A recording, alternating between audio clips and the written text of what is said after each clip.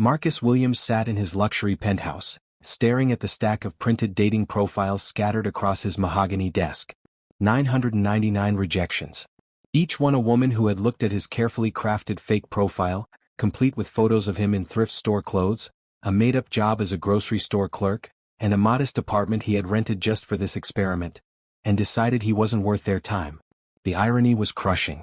These same women would probably throw themselves at his feet if they knew he was the Marcus Williams, CEO of Williams Industries, worth over $3 billion. But that was exactly why he had started this elaborate test 6 months ago. He was tired of gold diggers, tired of women who only saw dollar signs when they looked at him. His phone buzzed. Another rejection message from last night's blind date.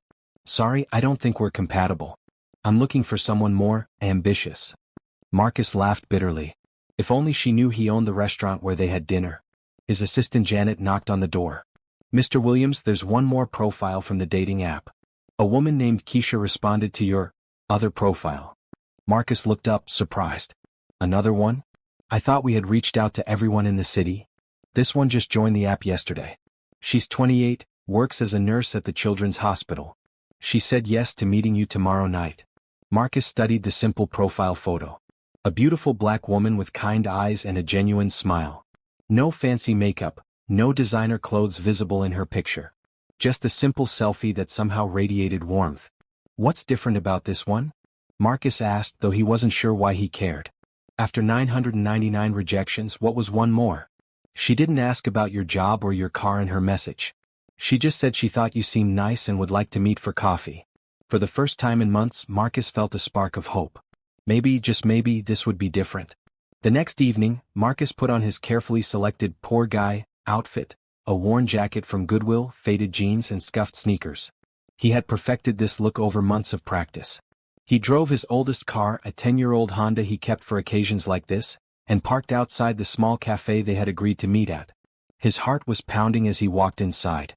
He spotted her immediately, the same warm smile from her photo, sitting in a corner booth with 2 cups of coffee already ordered.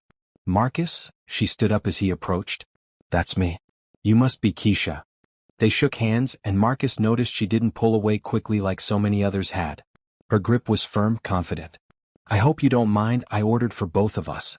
Just regular coffee. I figured we could keep it simple for a first meeting." Marcus was already impressed. Most of his dates expected him to pay for expensive dinners, even when they thought he was broke. "That's perfect," he said, sliding into the booth across from her. For the first hour they talked about everything except money. Keisha told him about her work at the hospital, how she had gotten into nursing because she wanted to help children. She talked about her family, her hobbies, her dreams of maybe opening a small clinic in an underserved neighborhood someday. "What about you?" she asked. "Janet mentioned you work at a grocery store?" Marcus had rehearsed this lie so many times it came naturally now. "Yeah, I stock shelves at Peterson's Market downtown. It's not glamorous, but it pays the bills." He waited for the look of disappointment, the sudden checking of her phone, the excuse about having to leave early. Instead, Keisha nodded thoughtfully.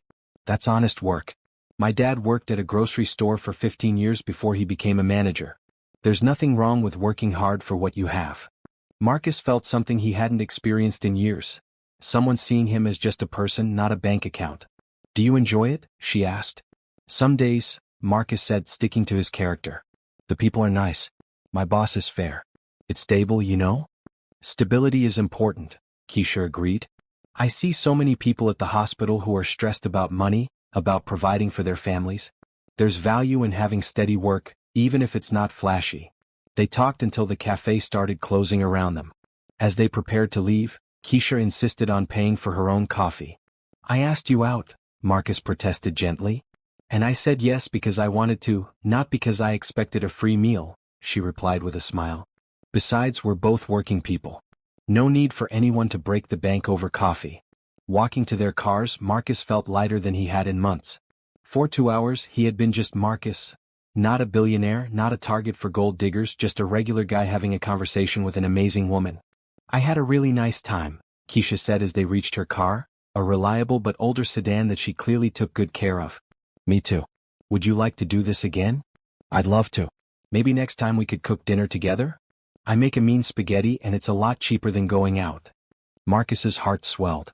Here was a woman suggesting they save money by cooking at home, not asking him to take her to the most expensive restaurant in town. That sounds perfect. As Keisha drove away, Marcus sat in his Honda for a long time, thinking. 999 women had rejected the fake version of him. A good, honest, hard-working man who just didn't happen to have money. But Keisha had said yes. She had seen value in the person he was pretending to be. For the first time since starting this experiment, Marcus wondered what would happen if he kept up the charade a little longer. What if he could build something real with someone who liked him for who he was, not what he had? He drove home to his penthouse, but his mind was still in that small cafe, replaying every moment of genuine connection he had felt.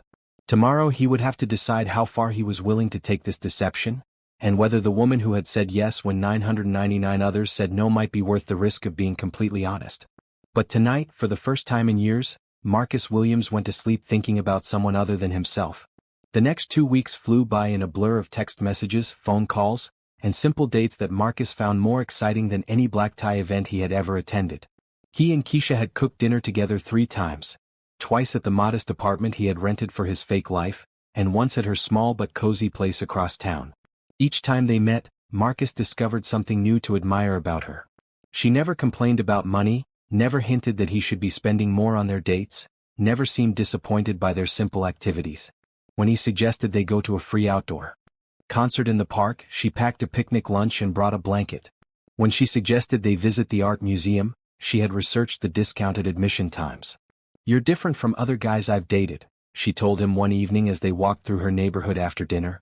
Marcus's stomach tightened. "Different how?" "You actually listen when I talk. Most guys spend the whole time trying to impress me, talking about their cars or their jobs or how much money they make. You ask questions about my work, remember things I tell you." She paused, looking at him thoughtfully. "It's nice to be with someone who's comfortable with who he is." The irony of her words hit Marcus like a punch to the gut. Here he was, lying about everything from his job to his address, and she was praising him for being comfortable with himself. That night, lying in his king-sized bed in his penthouse, Marcus stared at the ceiling and wondered what he had gotten himself into. The original plan had been simple. Test whether any woman could love him without his money. He had expected to go on a few dates, prove that modern women were all gold diggers, and move on with his cynical worldview confirmed. But Keisha was changing everything. She wasn't just passing his test, she was making him question why he needed the test in the first place. His phone buzzed with a text from her. "Thank you for another wonderful evening. Sweet dreams, Marcus." He stared at the message for a long time before responding. Sweet dreams, beautiful. It was the first time he had called her beautiful in a text, and it felt both natural and terrifying. The next morning, Marcus was in his real office, the top floor of the Williams Industries building, when his assistant Janet brought him his coffee and the daily briefings. "How's the dating experiment going, sir?" she asked, as she had every morning for the past month. "It's complicated," Marcus admitted. Janet raised an eyebrow. She had worked for him for 5 years and had never heard him describe anything as complicated. Marcus Williams was a man who saw everything in black and white, profit and loss, win or lose. "The woman you're seeing, Keisha? She seems to genuinely care about the person you're pretending to be." "That's the problem," Marcus said, running his hands through his hair.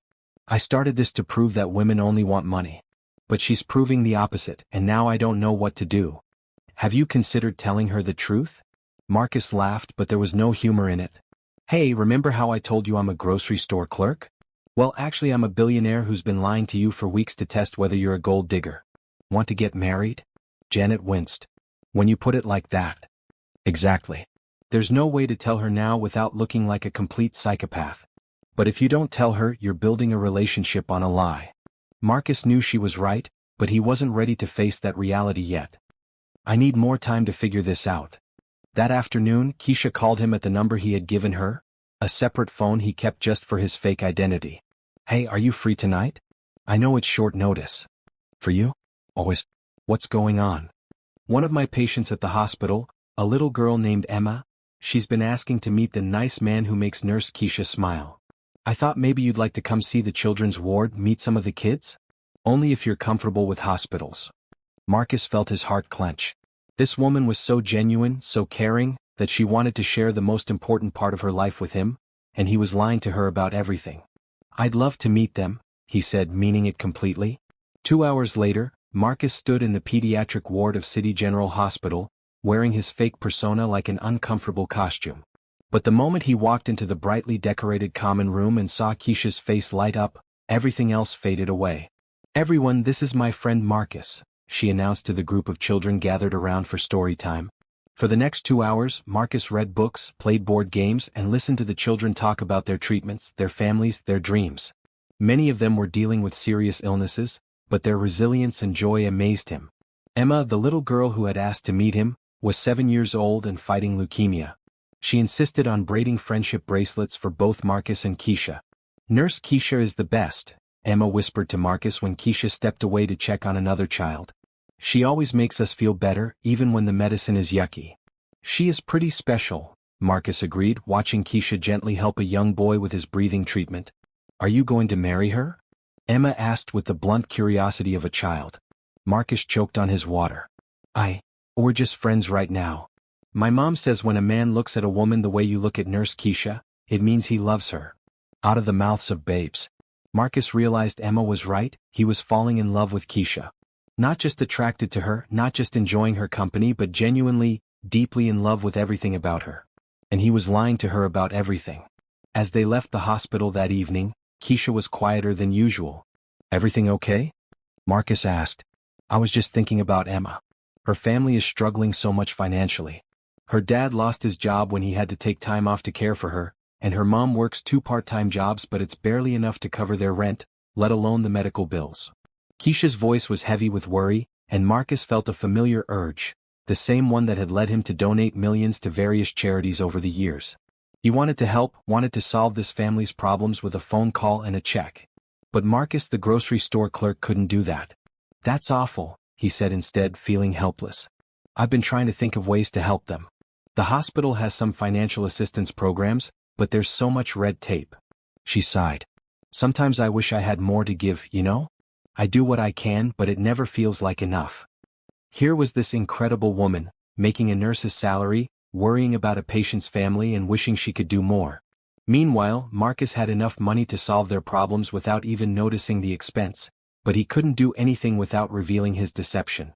"You do more than you know," he said softly. "That little girl's face when she sees you, you can't put a price on that kind of care." Keisha smiled sadly. "I just wish caring was enough to pay for her treatment." That night, Marcus lay awake thinking about Emma's family, about Keisha's genuine desire to help, about the growing web of lies he had woven around himself. He was starting to realize that his test had backfired completely. Instead of protecting himself from gold diggers, he had found the most genuine woman he had ever met, and trapped himself in a deception that was becoming more painful every day. He pulled out his real phone and made a call. "Janet? I need you to set up an anonymous donation to City General Hospital's pediatric ward. Make it enough to cover Emma Rodriguez's treatment and any other families that need help." "How much are we talking about, sir?" "Whatever it takes. And make sure it can't be traced back to me." It wasn't enough, not nearly enough to make up for his lies, but it was something. And for the first time since starting this experiment, Marcus fell asleep feeling like he had done the right thing. A week later, Keisha was practically bouncing with excitement when she called Marcus at work. "You're not going to believe what happened at the hospital today," she said, her voice filled with joy. Marcus stepped away from his desk, where he had been reviewing quarterly reports for Williams Industries. "Tell me everything." "Someone made an anonymous donation to the pediatric ward, a huge donation. Enough to cover Emma's entire treatment, plus help for at least 20 other families who were struggling with medical bills." Marcus smiled, warmth spreading through his chest. "That's incredible. Do they know who did it?" "No, the lawyers said the donor wanted to remain completely anonymous." "But Marcus, you should have seen Emma's parents when they got the news.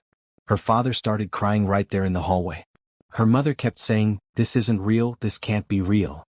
"I'm so happy for them," Marcus said, and he meant it more than any words he had ever spoken. "I keep thinking about what kind of person does something like this. To give so much money and not want any credit for it, they must have such a good heart." Marcus felt a stab of guilt. Here Keisha was praising the anonymous donor's character, not knowing she was talking to him. If only she knew the whole truth, that the same person who was helping Emma was also lying to her every single day. "Maybe they just understand what it's like to want to help," Marcus said carefully. "I've been thinking about that a lot lately. About how we can make a difference even when we don't have much ourselves. You know what I mean." Marcus did know, but probably not in the way she meant. Tell me. Well, like us. We're both just regular working people, but we can still help others. I've been thinking we could volunteer together sometime. There's a food bank downtown that needs people on weekends, and the animal shelter is always looking for dog walkers. The casualness with which she included him in her future plans made Marcus's heart race. She wasn't just thinking about their next date, she was thinking about building a life together, finding ways they could help their community as a team. I'd love to do that with you, he said. Really? Even though it means spending our free time working instead of relaxing? Keisha, any time spent with you feels like the best possible use of my time. There was a pause on the line, and when she spoke again, her voice was softer. I'm falling for you, Marcus. I hope that doesn't scare you. Marcus closed his eyes, leaning against his office window that overlooked the entire city. It doesn't scare me. It makes me happier than I've ever been. And it was true. It also terrified him more than any business deal he had ever negotiated. That weekend they volunteered at the food bank together. Marcus had never done anything like it before. In his real life he helped people through large donations and foundation grants, but he had never served meals to homeless families or sorted canned goods alongside other volunteers. Watching Keisha work was like seeing her in her natural element. She knew many of the regular visitors by name, remembered details about their lives, asked about their children and their job searches. She treated everyone with the same respect and kindness she showed him. This is Mr. Peterson, she introduced Marcus to an elderly man who came through the line. He used to be a teacher before he retired. Mr. Peterson, this is my friend Marcus. The old man shook Marcus's hand with a firm grip. Nice to meet you, son. Any friend of Keisha's is family to us here. As they worked side by side, Marcus found himself genuinely enjoying the simple act of helping people. There was something satisfying about the direct, immediate impact of handing someone a bag of groceries, of seeing relief and gratitude on their faces. You're a natural at this, Keisha said during their break. I like it more than I expected, Marcus admitted. My grandmother used to say that's how you know you're doing what you're supposed to be doing, when helping others feels natural instead of like work. After their shift, they walked to a nearby diner for lunch. It was the kind of place Marcus would never have gone in his real life: worn vinyl booths, fluorescent lighting, laminated menus with food that cost less than he usually spent on coffee. But sitting across from Keisha, sharing a plate of fries and talking about their morning, it felt perfect. Can I ask you something? Keisha said, playing with her napkin. Marcus's stomach tightened. Of course. Do you ever think about the future? I mean, what you want your life to look like in 5 years, 10 years? This was dangerous territory. Marcus the grocery store clerk would have different dreams than Marcus the billionaire CEO. I think about it, he said carefully. What about you? I've been thinking about it a lot lately, especially since we started spending time together. I'd love to open that clinic I mentioned, maybe in a neighborhood like where we volunteered today. Nothing fancy, just a place where people could get basic healthcare without worrying about whether they could afford it. Her eyes lit up as she talked, and Marcus could see how much this dream meant to her. I know it sounds naive, she continued. It would take a lot of money to start something like that, and I'm just a nurse. But maybe if I saved for a few years, found some investors who believed in the mission. Marcus wanted to tell her that her dream wasn't naive at all. He wanted to tell her that he could fund her clinic with pocket change, that he could make all her dreams come true with a single phone call. Instead, he reached across the table and took her hand.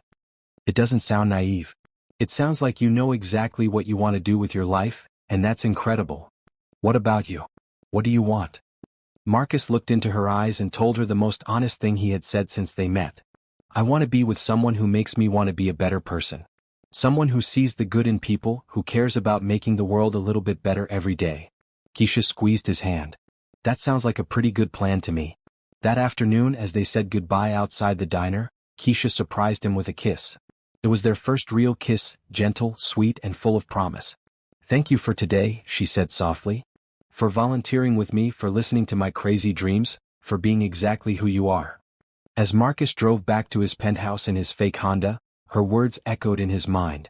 She was thanking him for being exactly who he was, except he wasn't being himself at all. He was being a fictional character, a role he had created to test her. The worst part was that the character was bringing out parts of the real Marcus that he had forgotten existed. The man who had spent the morning serving food to homeless families, who had listened to an elderly teacher's stories, who had encouraged Keisha's dreams, that was real, even if everything else was a lie. That night, Marcus sat in his study, looking at the framed photo on his desk, him and Keisha from their day at the park, both laughing at something Emma had said during their hospital visit. He had put it there without thinking, but now it felt like evidence of his deception. His phone rang. It was Keisha. "I hope I'm not calling too late," she said. "Never too late for you. What's up?" "I just wanted to say thank you again. It felt like we were a team, you know? Like we were building something together." Marcus's chest tightened. "I felt that too. I know we haven't been dating very long, but I feel like I can tell you anything." "Is that crazy?" "No," Marcus said, though his voice came out strained. "It's not crazy at all." "Good. Because I have something I want to tell you tomorrow. Something important." After they hung up, Marcus stared at his phone for a long time. Whatever Keisha wanted to tell him, he had a feeling it was going to make his situation even more complicated.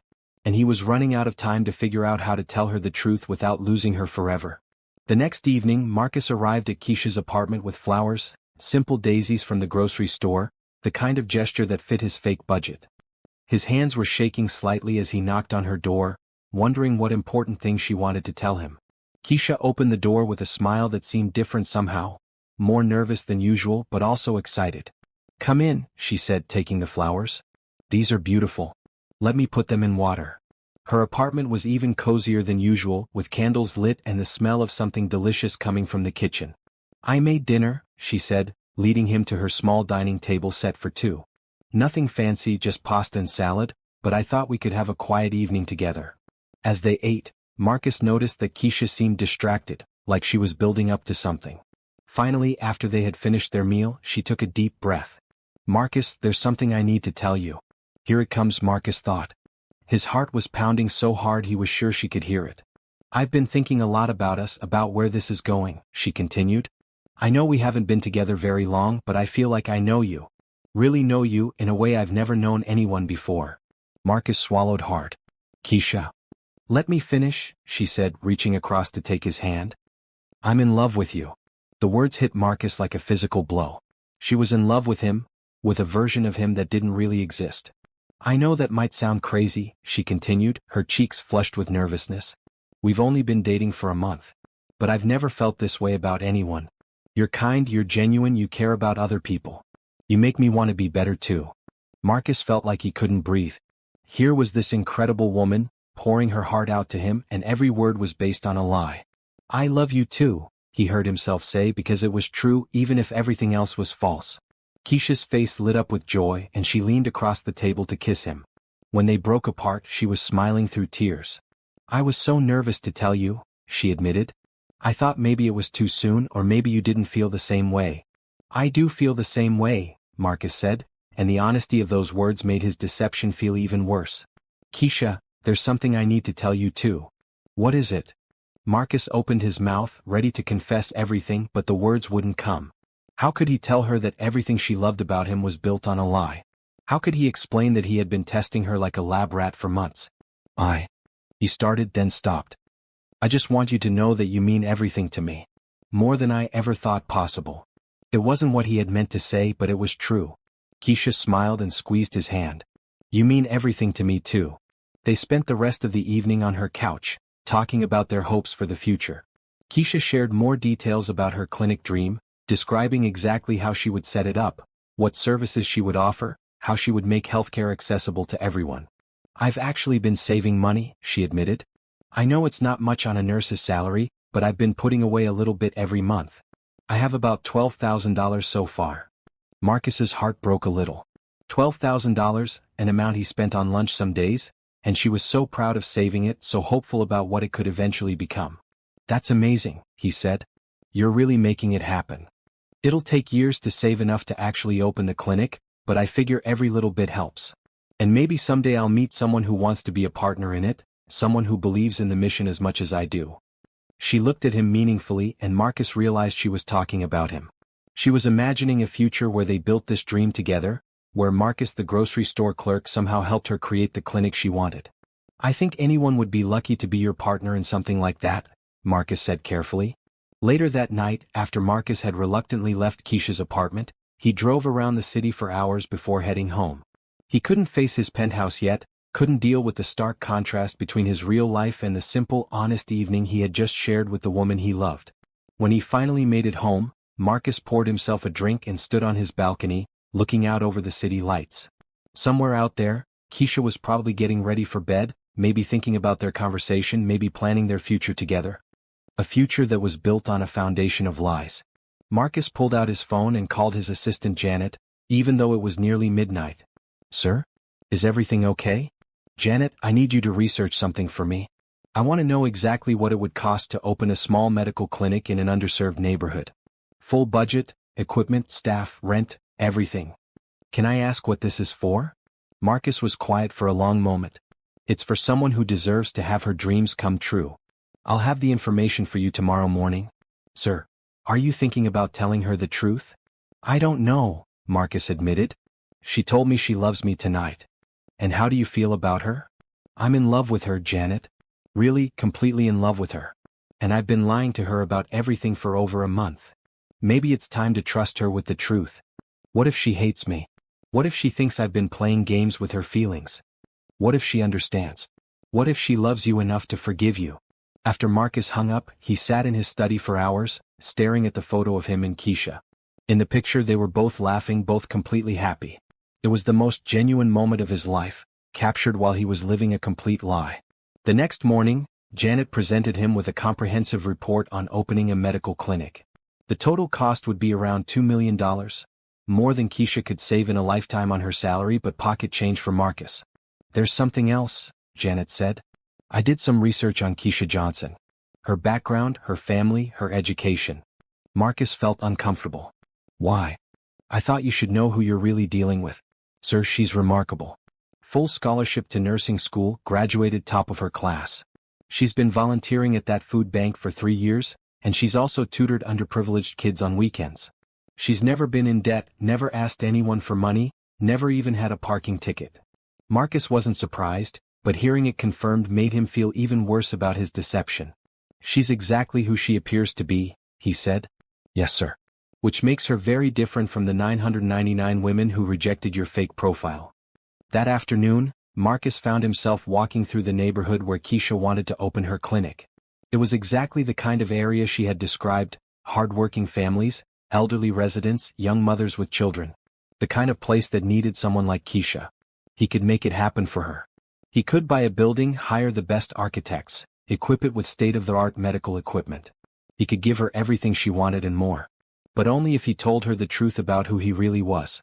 And that truth might destroy the best thing that had ever happened to him. Marcus's phone buzzed with a text from Keisha. "Thinking about you. Hope you're having a good day at work." He stared at the message for a long time before responding. "Thinking about you too. Can't wait to see you tonight." Tonight, he decided. Tonight he would find the courage to tell her everything and hope that love was stronger than lies. Marcus spent the entire day rehearsing what he would say to Keisha. He practiced in his office, in his car, in the mirror of his private bathroom. Nothing sounded right. How do you tell someone you love that you've been lying to them since the moment you met? He had arranged to pick Keisha up after her shift at the hospital, planning to take her somewhere quiet where they could talk without interruption. But when he arrived at the hospital parking lot, he found her sitting on a bench outside, crying. Marcus parked quickly and ran to her. "Keisha, what's wrong?" She looked up at him with red, swollen eyes. "It's Emma. She had a setback today. Her body isn't responding to the treatment the way the doctors hoped." Marcus sat down beside her and pulled her into his arms. All thoughts of his confession disappeared as he focused on comforting the woman he loved. "Tell me what happened." Her white blood cell count dropped dramatically. "The doctors are trying a different approach, but..." Keisha's voice broke. "She's just so little, Marcus. And her parents are trying to be strong for her, but I can see how scared they are." Marcus held her while she cried, his own heart breaking for the little girl who had made them friendship bracelets just 2 weeks ago. "Is there anything I can do?" he asked. "Just this," Keisha said, leaning into him. "Just being here. I don't know what I would do without you." They sat in silence for a while, watching the sun set behind the hospital buildings. Marcus's confession could wait. Right now, Keisha needed him to be exactly who she thought he was, a steady, caring man who would hold her when the world felt too heavy. "I keep thinking about what Emma said to me today," Keisha said eventually. "What did she say?" "She asked if I was sad because she was sick. When I told her yes, she said, 'Don't be sad, Nurse Keisha. Sometimes being sick helps people learn how to love each other better.'" Marcus felt tears in his own eyes. She's a wise little girl. 7 years old and she's teaching adults about love. Keisha wiped her face and tried to smile. She also said she hopes you come visit her again soon. She wants to teach you how to play her favorite card game. I'd like that, Marcus said, meaning it. They ended up going back to Keisha's apartment, where she cooked a simple dinner while Marcus helped by setting the table and listening to her talk through her worries about Emma. It was domestic and comfortable, and Marcus found himself thinking that this was what he wanted for the rest of his life. Quiet evenings with the woman he loved, being there for each other through good times and bad. After dinner, they sat on her couch, Keisha curled up against Marcus's side while they watched an old movie. Halfway through, she fell asleep with her head on his shoulder. Marcus studied her peaceful face in the glow from the television. She looked younger when she slept, less burdened by all the care she carried for her patients and the world around her. He thought about how different his life had been just 2 months ago, focused only on work and money, suspicious of everyone's motives, convinced that no one could love him for himself. Keisha had changed everything. She had shown him what it felt like to be valued for kindness instead of wealth, to be appreciated for listening instead of commanding, to be loved for who he was inside instead of what he could provide. And he had found all of this while pretending to be someone else. His phone, his real phone, buzzed quietly in his pocket. Marcus carefully reached for it without waking Keisha, checking the message from Janet. Emergency board meeting called for tomorrow morning. The Peterson deal needs your immediate attention. Marcus sighed quietly. His real life was calling, demanding his attention just like it always did. But for the first time in his career, work felt like an interruption instead of a priority. He looked down at Keisha, still sleeping peacefully against him, and made a decision. Tomorrow he would handle his business responsibilities, but tonight belonged to her. The next morning, Marcus carefully slipped away from the couch where they had both fallen asleep, leaving a note for Keisha that he had to go to work early but would call her later. He drove home, showered and changed into his business suit, and tried to shift his mind back to Williams Industries CEO mode.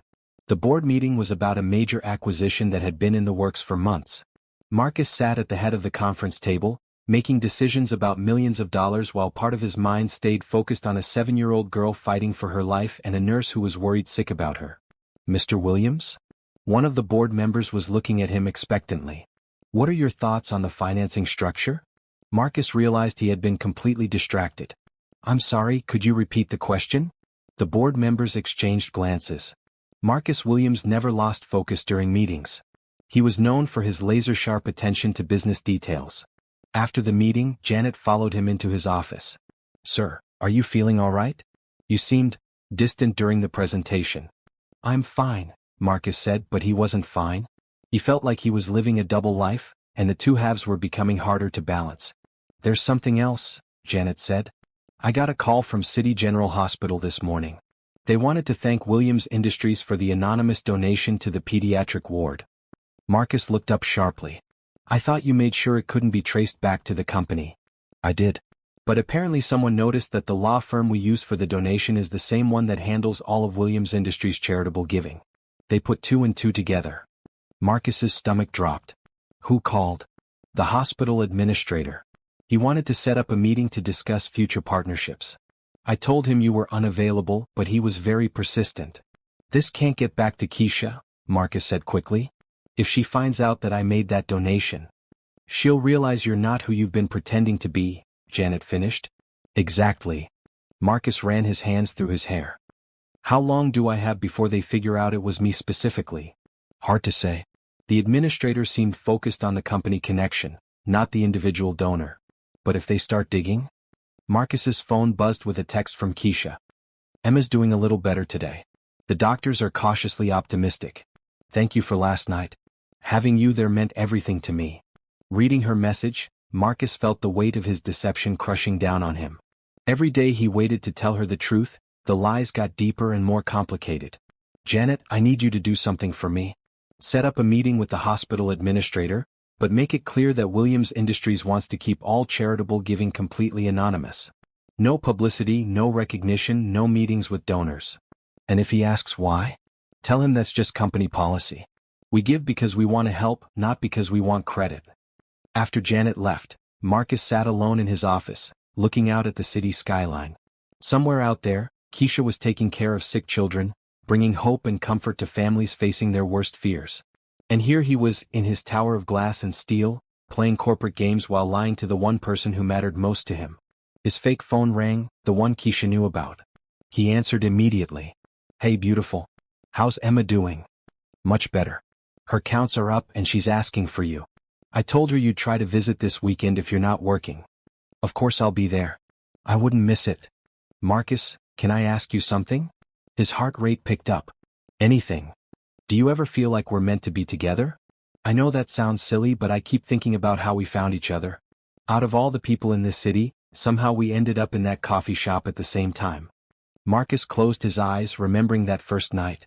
She had no idea that their meeting wasn't chance, that he had specifically sought her out as test subject number 1000 in his experiment to prove that all women were gold diggers.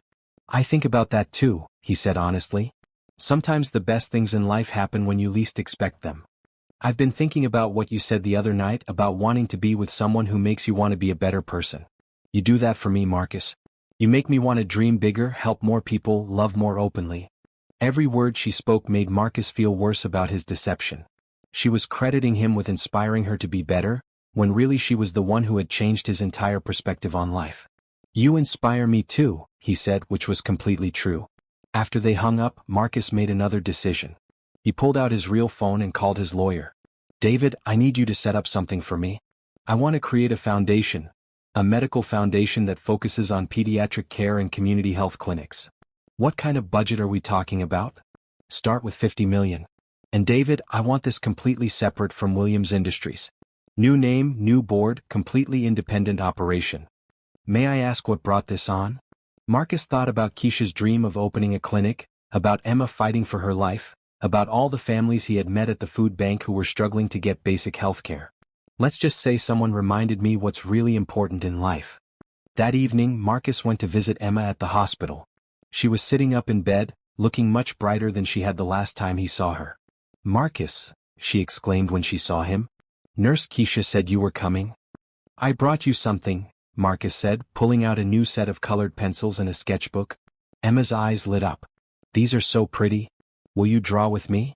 For the next hour, Marcus sat beside Emma's hospital bed, drawing pictures and listening to her chatter about her favorite TV shows, her friends at school, and her plans for when she got better. "I want to be a nurse like Keisha when I grow up," Emma announced as she carefully colored a picture of a rainbow. "That's a wonderful goal. Why do you want to be a nurse?" "Because nurses help people feel better when they're scared. And they're always nice, even when you have to get yucky medicine." Marcus looked across the room to where Keisha was checking on another patient. Even from a distance he could see the care and attention she gave to every child, every family. "Nurse Keisha is pretty special, isn't she?" Marcus said. "The best," Emma agreed. "Are you going to marry her?" "Why does everyone keep asking me that?" Marcus laughed. "Because it's obvious you love her. And she loves you too. I can tell because she smiles different when she talks about you." Out of the mouths of babes, Marcus thought again. Even a 7-year-old could see what was happening between them. As visiting hours ended, Marcus walked Keisha to her car in the parking garage. "Thank you for spending time with Emma," she said. "You're so good with the kids. Have you ever thought about working with children?" Marcus almost laughed at the irony. "I've never really considered it, but I've been thinking a lot lately about finding work that feels more meaningful." "What do you mean?" "Just that stocking shelves doesn't feel like I'm making much of a difference in the world, you know? Being here with you, seeing what you do every day, it makes me want to find a way to help people too." Keisha stopped walking and turned to face him. "Marcus, that's exactly what I was hoping you'd say." "What do you mean?" "I've been thinking about my clinic idea and I realized something. I don't want to do it alone. I want to build it with someone who shares my vision, someone who cares about helping people as much as I do." Marcus's heart started racing. "Keisha, I know we haven't been together very long and I know this might sound crazy, but I want to ask you to be my partner. Not just romantically but in business too. We could save money together, plan together, build something amazing together." She was looking at him with such hope, such trust, such love. And Marcus realized that she was offering him everything he had ever wanted. A chance to build a meaningful life with the woman he loved, to use their combined resources to help people who needed it most. Except she had no idea what resources he actually had to offer. "I would love to be your partner," Marcus said, meaning it with every fiber of his being. "In every way possible." Keisha threw her arms around him, laughing with joy. "Really? You really want to do this with me?" "More than anything," Marcus said, holding her tight. As they kissed in the hospital parking garage, surrounded by the sounds of the city and the glow of streetlights, Marcus made a silent promise to himself. He was going to find a way to tell Keisha the truth, and somehow, someway he was going to make sure they could build their dream together. Even if it meant risking everything he had found with her. The next few weeks flew by in a whirlwind of planning and dreaming.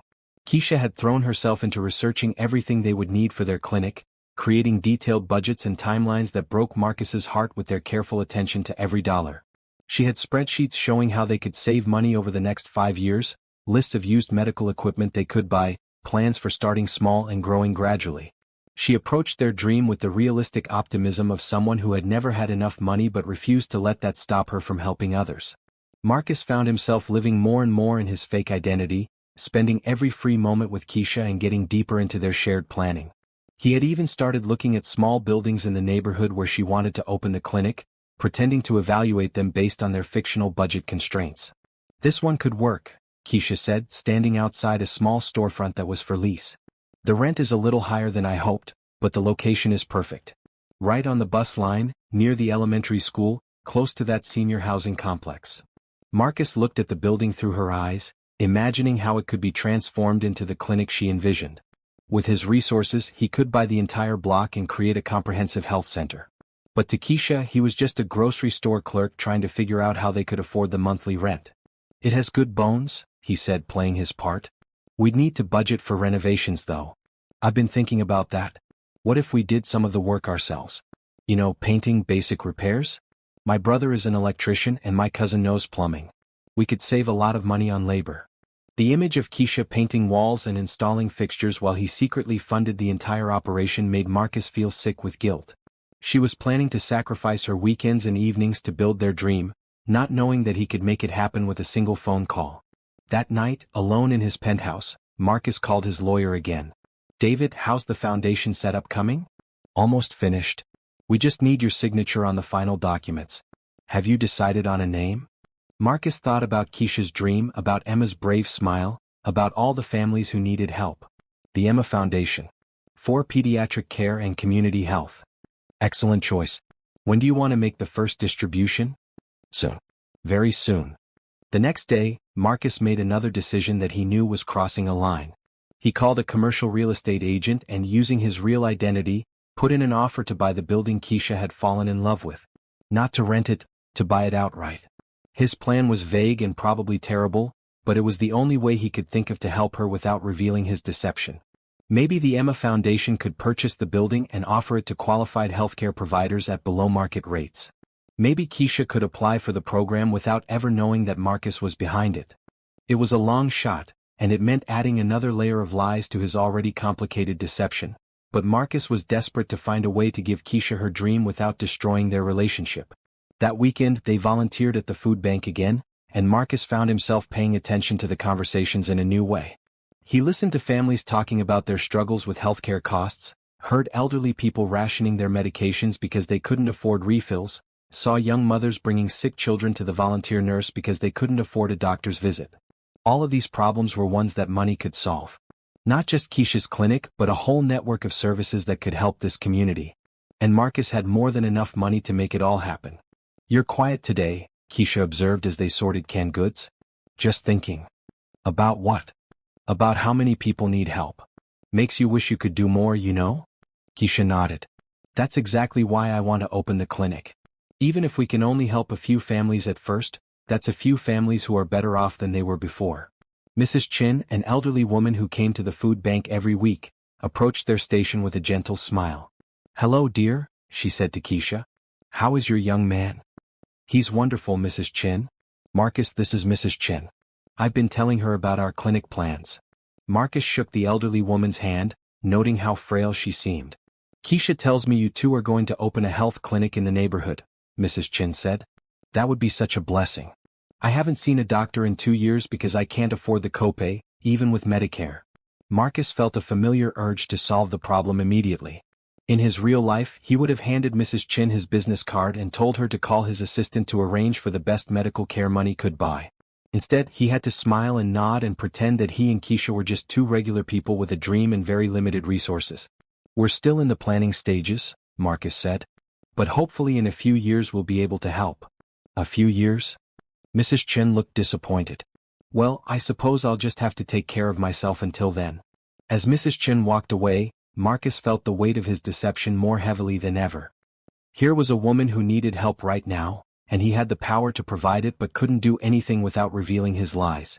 She breaks my heart, Keisha said quietly. There are so many people like her in this neighborhood. People who worked hard their whole lives and now can't afford basic health care. Maybe we should look into ways to speed up our timeline, Marcus suggested carefully. With what money? Marcus, I know you want to help people as much as I do, but we have to be realistic. We're both working regular jobs, saving what we can. Unless we win the lottery or find some angel investor who believes in our mission, it's going to take time. An angel investor. If only she knew she was dating one. That evening they went back to Keisha's apartment for dinner. As she cooked, Marcus sat at her small kitchen table, watching her move around the tiny space with practiced efficiency. Everything about her life was modest but carefully maintained, from her second-hand furniture to her clothes from discount stores to her careful budgeting that allowed her to save a little bit each month.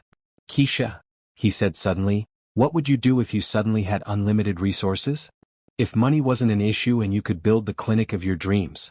She turned from the stove, a wooden spoon in her hand, considering the question seriously. I'd want to do it right, she said finally. Not just a basic clinic but a place that could really serve the whole community. Primary care, pediatrics, basic dental services, maybe even mental health counseling. A pharmacy where people could get their medications at cost.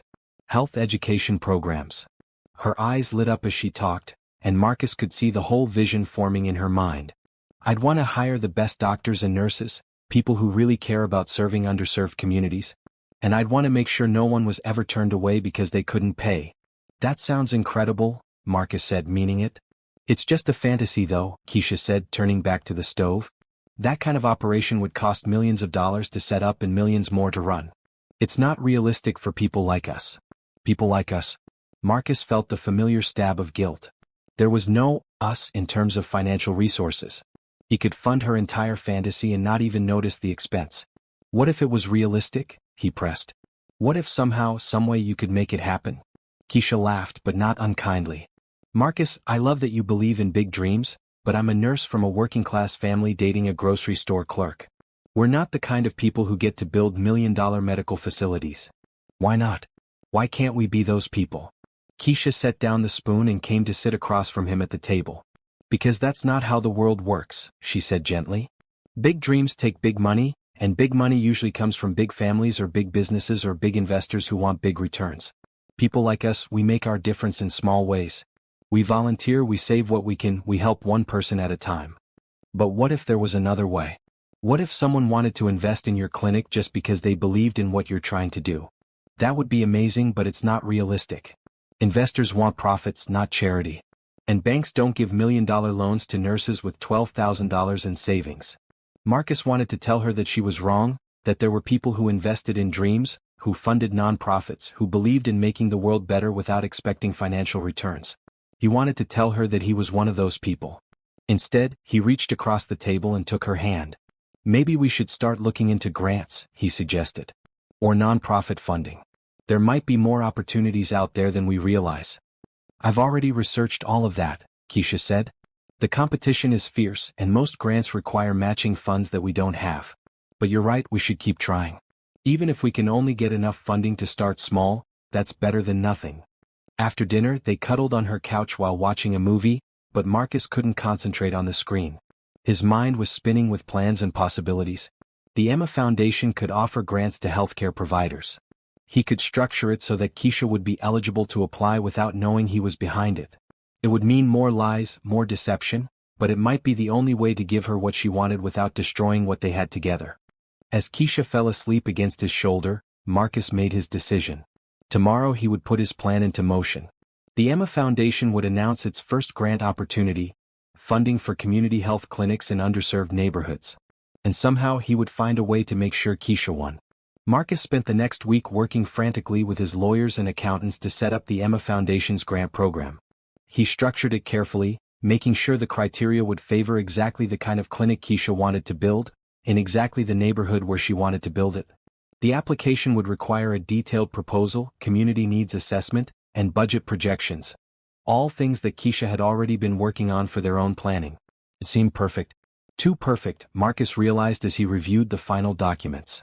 Any intelligent person would see that the grant opportunity was suspiciously well-suited to their specific project. "Sir," Janet said during one of their planning sessions, "are you sure about this approach? The timing seems awfully convenient. What if she gets suspicious?" "She won't," Marcus said, though he wasn't entirely convinced himself. "She's been researching grants for months. When this one appears, it'll just seem like good timing. And when she wins? The foundation will have legitimate criteria for selection. Her proposal will genuinely be the best fit for the program goals." Janet looked skeptical but didn't argue further. The Emma Foundation announced its inaugural grant program on a Thursday. By Friday afternoon, Marcus was sitting in Keisha's apartment, watching her stare at her laptop screen with wide eyes. "Marcus, you have to see this," she said, her voice filled with excitement and disbelief. "There's a new foundation offering grants for community health clinics. The description is exactly what we've been planning." Marcus tried to look surprised. "Really? Let me see." He leaned over her shoulder to read the announcement he had written himself just days earlier. "Wow, that does sound perfect for what you want to do." "Look at the grant amount," Keisha said, pointing at the screen. $2.5 million. "Marcus, that's enough to do everything we've dreamed about. The full clinic, the pharmacy, the outreach programs, everything." Marcus felt a surge of pride and panic. Pride because he was finally able to give Keisha what she deserved, panic because he was lying to her face about it. "Are you going to apply?" he asked. "I have to try, right? I mean, the odds are probably terrible. They'll get hundreds of applications for this kind of money. But what if we actually had a chance?" For the next 2 weeks, Keisha threw herself into the grant application with an intensity that amazed Marcus. She worked on it every evening after her hospital shifts, spent her weekends researching community health statistics and developing detailed program proposals. Marcus helped where he could, offering suggestions and proofreading, all while knowing that the outcome was already predetermined. It felt awful and wonderful at the same time. Awful because he was deceiving her, wonderful because he got to see her passion and intelligence at work. "Listen to this part," Keisha said one evening, reading from her application essay. "I want to create a place where healthcare is a right, not a privilege. Where a child's asthma doesn't go untreated because her mother has to choose between medication and rent. Where elderly neighbors don't skip meals to afford their blood pressure pills." Marcus looked up from the budget spreadsheet he was pretending to review. "That's beautiful, Keisha. It's exactly why this clinic needs to exist." "Do you think we have a real chance?" she asked, looking at him with hope and anxiety in her eyes. "I think anyone who reads this application would be crazy not to fund it," Marcus said, which was completely true. The deadline for applications was on a Friday. Keisha submitted theirs at 11:47 p.m., 13 minutes before the cutoff. "It's done," she said, closing her laptop with a sigh. "Now we wait." How long before they announced the results? 6 weeks. The longest 6 weeks of my life, probably. Marcus knew the results would be announced much sooner than that, but he had built in the delay to make the process seem legitimate. That weekend, they celebrated the completion of the application by volunteering at the Children's Hospital. Emma was doing much better, well enough to walk around the ward and help Marcus distribute books to the younger patients. "Nurse Keisha told me you might be opening a clinic," Emma said as they arranged picture books on a shelf. "Maybe," Marcus said carefully. "We applied for some funding, but we won't know for a while if we got it." "I hope you do. Then you could help kids like me, but before they get really sick." "That's exactly the idea." Emma was quiet for a moment, then looked up at Marcus with serious eyes. "Can I tell you a secret?" "Of course." "I think you and Nurse Keisha are going to get married and have babies and live happily ever after." Marcus laughed despite himself. "What makes you think that?" "Because you love each other the right way. Not like the movies where people are always fighting and making up. You love each other like my mom and dad do, like you're a team." Out of the mouths of babes again. Emma had identified exactly what Marcus loved most about his relationship with Keisha. They did feel like a team, partners working toward the same goals, supporting each other through challenges. Which made his deception even more painful. That evening, as they walked to their cars in the hospital parking garage, Keisha was quieter than usual. "Everything okay?" Marcus asked. "I was just thinking about what Emma said earlier about helping kids before they get really sick. It made me realize how much I want this clinic to work out." "It will work out," Marcus said with more confidence than he should have been able to muster. "You don't know that. The odds are against us, Marcus. We're competing against established organizations with track records and connections. We're just two people with a dream. Marcus stopped walking and turned to face her. Keisha, listen to me. Sometimes the best things happen to people who deserve them most. Sometimes the universe aligns to make dreams come true for people who are working for the right reasons. Since when are you so optimistic about the universe? She asked with a small smile. Since I met you, Marcus said, which was completely honest. You've changed the way I see everything. 3 weeks later, Marcus was in his office when Janet knocked on his door. The Emma Foundation is ready to announce the grant results, she said. Are you sure you want to go through with this? Marcus took a deep breath. Make the call. 20 minutes later, Keisha's fake phone rang. She was in the middle of her shift at the hospital. Marcus, you're not going to believe this. Her voice was so loud he had to hold the phone away from his ear. What happened?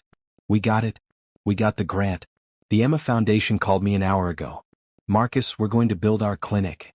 Marcus closed his eyes, feeling relief and terror in equal measure. Keisha, that's incredible. I'm so proud of you. Proud of us, she corrected. We did this together. I can't wait to see you tonight. We need to celebrate. After she hung up, Marcus sat in his office chair, staring out at the city skyline. He had done it. He had given Keisha her dream, and she would never have to know that he was the one behind it. But now came the hard part. Now he had to help her build a clinic while pretending to be a grocery store clerk with no money. He had to watch her gratitude toward an anonymous foundation while knowing he was the anonymous donor. And somehow, he had to figure out how to tell her the truth before the lies destroyed the best thing that had ever happened to him. That evening, they celebrated at the same diner where they had eaten after their first volunteer shift at the food bank. It felt appropriate somehow, returning to where their partnership had begun to celebrate their biggest achievement. I keep waiting to wake up and find out this was all a dream, Keisha said, raising her coffee cup in a mock toast. To the Emma Foundation, whoever they are. Marcus clinked his cup against hers, the irony burning in his throat. To the Emma Foundation, he repeated. I've been thinking about why they chose us, Keisha continued. Our application was good, but there must have been other qualified organizations. What made them pick two people with no experience running a medical facility? Marcus's heart rate picked up. He had hoped she would just be happy about winning and not analyze the decision too closely. Maybe they liked that we're starting fresh, he suggested. No preconceived notions about how things should be done. Maybe. Or maybe they could tell how much we care about the community we want to serve. That's probably it, Marcus agreed, grateful for the explanation that didn't require more lies. The foundation representative said they'll want to meet with us next week to discuss the implementation timeline. I'm nervous about that.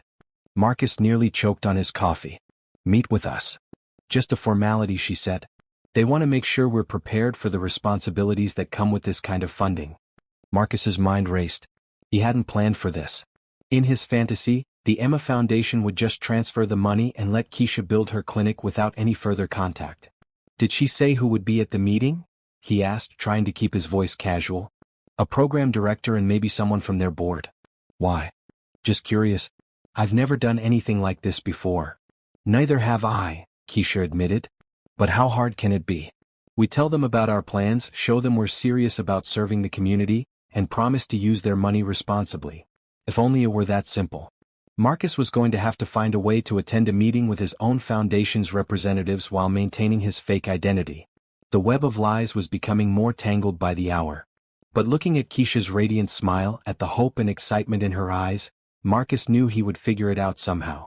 He had given her this dream and he wasn't going to let anything ruin it for her. Even if it meant digging himself deeper into a deception that was becoming harder to escape every day. Marcus spent the weekend in a state of barely controlled panic, trying to figure out how to handle the foundation meeting. He called his lawyer, his accountant, and finally Janet, all of whom told him the same thing. He was in too deep and needed to tell Keisha the truth. Sir, with respect, this is getting ridiculous, Janet said during their Sunday emergency meeting. You're going to have to sit in a room with foundation representatives while pretending not to know that you created the foundation. What if someone slips up? What if they call you Mr. Williams by accident? That won't happen, Marcus insisted. I'll brief them thoroughly. They'll know to treat me like any other grant recipient. And what happens when they need to discuss budget details that only you would know? Or when they reference board decisions that you made personally? Marcus hadn't thought about those details. The more he considered the logistics of the meeting, the more impossible it seemed. Maybe I could get sick, he suggested weakly. Food poisoning or something. Keisha could handle the meeting alone. And miss the most important meeting of your supposed joint venture? She'd never forgive you. Jenna was right. Marcus had painted himself into a corner, and there was no way out except the truth. But he wasn't ready for that conversation yet. Monday morning, Marcus was in his real office when his assistant brought him coffee and an unexpected visitor. "Sir, there's a woman here to see you. She says it's about the Emma Foundation?" Marcus's blood ran cold. "What woman?" "She gave her name as Keisha Johnson. She's quite insistent about speaking with you personally." For a moment Marcus thought he might pass out. Keisha was here, in his building, asking to speak with him about the foundation he had created to fund her dream. Did she say what it was regarding specifically? Something about wanting to thank the foundation's founder personally. "Sir, should I tell her you're unavailable?" Marcus's mind raced through possibilities. Maybe this was it. Maybe the universe was forcing him to tell her the truth right now in his office, surrounded by all the evidence of his real life. "No," he said finally. "Send her up." Janet looked at him with wide eyes. "Sir, are you sure about this?" "Probably not, but I don't see another choice." 5 minutes later, Keisha walked into Marcus's office, and the look of confusion on her face was immediate and devastating. "I'm sorry," she said, looking around at the luxury furnishings, the floor-to-ceiling windows, the obvious trappings of serious wealth. "I think there's been a mistake. I was looking for someone from the Emma Foundation, but they told me to come to this office." Marcus stood up slowly from behind his massive mahogany desk, his heart pounding so hard he was sure she could hear it. "There's no mistake," he said quietly. "Hello, Keisha." She stared at him for a long moment, taking in his expensive suit, his confident posture, the way he belonged in this space of power and wealth. "Marcus." Her voice was barely a whisper. "I don't understand. What are you doing here?" "I work here." "You work at a grocery store. You told me you stock shelves at Peterson's Market." Marcus walked around his desk, each step feeling like he was walking toward his execution. "I lied about that. I lied about a lot of things." Keisha's face went through a series of expressions: confusion, realization, hurt, and finally anger. "Who are you?" she asked. "My name is Marcus Williams. I'm the CEO of Williams Industries." He gestured around the office. "This is my company. Williams Industries." Keisha repeated the name like she was testing how it sounded. "The Williams Industries? The one that owns half the buildings downtown?" "Yes." "And the Emma Foundation?" Marcus took a deep breath. "I created it. To fund your clinic." The silence that followed was deafening. Keisha stood perfectly still, staring at him like she was seeing a stranger. "You created an entire foundation to give me money?" she asked finally. "Yes." "Why?" "Because I love you. Because I wanted to make your dreams come true." "By lying to me for months?" Marcus felt like he was drowning. "I can explain everything. The lying, the fake identity, all of it. If you'll just let me explain." "Explain?" Keisha's voice was getting louder. "Explain how you've been pretending to be someone else since the day we met? Explain how you made me fall in love with a person who doesn't exist." "I do exist. The man you fell in love with, that's really me." "No, it's not." Keisha's composure finally cracked. "The man I fell in love with is honest and genuine and doesn't have millions of dollars that he hides from people who care about him." "Keisha, please just listen to me for 5 minutes." "5 minutes?" Keisha laughed bitterly. "You've had months to tell me the truth, Marcus. Months of watching me worry about money, watching me save every penny, listening to me dream about what we could do if we just had enough resources. And the whole time, you had more money than I could spend in 10 lifetimes." Marcus reached toward her, but she stepped back. "Don't. Just don't." She looked around the office again, taking in the leather furniture, the expensive art on the walls, the view of the entire city. "How did this even start? Why would someone like you pretend to be someone like me?" "It's complicated. I have time." Marcus sank into his chair, suddenly feeling exhausted. "I was testing women. Testing whether anyone could love me without my money. Testing." The word came out like a slap. "I had been rejected by 999 women when they found out I wasn't wealthy. So I created a fake profile, pretended to be poor to see if anyone would give me a chance." Keisha's face went pale. "I was a test? Our entire relationship was an experiment." "No, it wasn't supposed to be like that. It was supposed to be 1 date, maybe 2. Just to prove that modern women only care about money. But I said yes." "You said yes. And you kept saying yes." And you never asked about my car or my job or what I could buy you. You wanted to split the check on our first date. You suggested we cook at home to save money. So I passed your test, Keisha said flatly. You destroyed my test. You proved me completely wrong about everything I thought I knew about people. And then what? You decided to keep lying to me for fun? I fell in love with you. Marcus's voice broke. I fell so deeply in love with you that I couldn't bear the thought of losing you. Every day I planned to tell you the truth, and every day I got more scared that you would hate me for lying. Well, congratulations. Your fear came true. Marcus felt tears in his eyes. Do you hate me? Keisha was quiet for a long moment, staring out the window at the city below. I don't know what I feel, she said finally. I'm angry and hurt and confused. I feel like the last 3 months of my life were a lie. They weren't a lie. My feelings for you were never a lie. The way I felt when we volunteered together, when we cooked dinner, when we talked about the future, all of that was real. But you weren't real. The man who held me when I cried about Emma, who listened to my dreams, who made me believe we could build something together, that man doesn't exist. He does exist. He's me, just with more money than I admitted. Money changes everything, Marcus. Don't you understand that? When I thought you were a grocery store clerk, we were equals. Partners. Now I find out you're a billionaire who was playing dress up in my life. Marcus stood up, desperate to make her understand. The money doesn't change how I feel about you. It changes how I feel about myself. Keisha's voice echoed through the office. Do you know how it feels to find out that the man you love was studying you like a lab rat? That he was probably laughing at my little savings account and my careful budgeting and my big dreams for a clinic that seemed impossible? I was never laughing at you. I was amazed by you. Were you amazed when I suggested we split the grocery bill? When I clipped coupons for our dates? When I was so proud of saving $12,000? Marcus winced at the memory. I was amazed by your character. By your values. By the way you cared about making every dollar count because you wanted to help people. And now I find out that while I was worrying about whether we could afford to open a clinic in 5 years, you could have funded it with your lunch money. That's why I created the foundation. I wanted to give you your dream. You wanted to control my dream. There's a difference. Keisha walked to the window, looking out at the city skyline. When she spoke again, her voice was quieter but no less hurt. Do you know what the worst part is? Tell me. I actually thought I had found someone who loved me for who I am. Someone who didn't care that I drive an old car or shop at discount stores or can't afford expensive restaurants. I thought I had found a real partner. You did find that person. No, I found someone who was pretending to be that person. Someone who was so wealthy that my poverty was just a costume he could put on and take off whenever he wanted. Marcus felt like his heart was being ripped out of his chest. Keisha, I know I messed up. I know I should have told you the truth from the beginning. But please don't let my mistakes destroy what we have. What we have. Keisha turned from the window to face him. What we have is built on lies, Marcus. Every conversation, every plan, every moment we shared, it was all based on something that wasn't real. My love for you is real. How can I believe that? How can I believe anything you say now? Marcus didn't have an answer for that. The trust between them was shattered, and he had no idea how to repair it. What happens now? He asked. I don't know. I need time to think. I need to figure out who you really are and whether that person is someone I could ever trust again.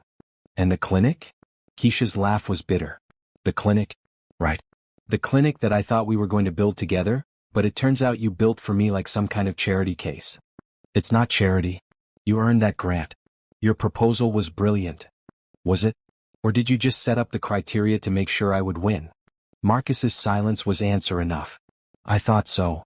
Keisha picked up her purse from where she had dropped it when she first walked in. I need to go. Will you call me? When you've had time to think.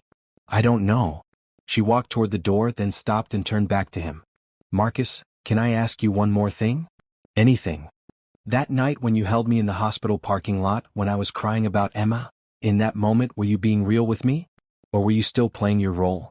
Marcus thought back to that evening, to the feel of Keisha's tears on his shirt, to the way his heart had broken for her pain. That was the most real I've ever been with anyone, he said honestly. Keisha nodded, tears finally spilling over. That's what makes this so much worse. Because I felt it too. I felt how real it was. And now I don't know if I can trust my own feelings anymore. She left without another word, and Marcus collapsed into his chair, staring at the door she had walked through. For months, he had been afraid of losing her if he told the truth. Now he had lost her anyway, and the truth had hurt her more than any lie ever could have. He pulled out his phone and called Janet. "Cancel all my meetings for the rest of the day," he said. "How did it go with Ms. Johnson?" "About as badly as it possibly could have." Marcus spent the rest of the day sitting in his office, replaying every moment of their relationship, wondering if there was any way he could have handled things differently. By evening he had made a decision. He called his lawyer. "David, I want to dissolve the Emma Foundation." "Sir, are you sure? We just announced the grant. Transfer the money directly to Keisha Johnson. No strings attached, no foundation oversight. Make it a gift. That's a significant tax implication for you." "I don't care. And David? I want her to know that the money comes with no expectations. She can use it for the clinic, or she can donate it to charity, or she can do whatever she wants with it. It's hers." "May I ask what brought this on?" "I'm trying to give her back some control over her own life," Marcus said.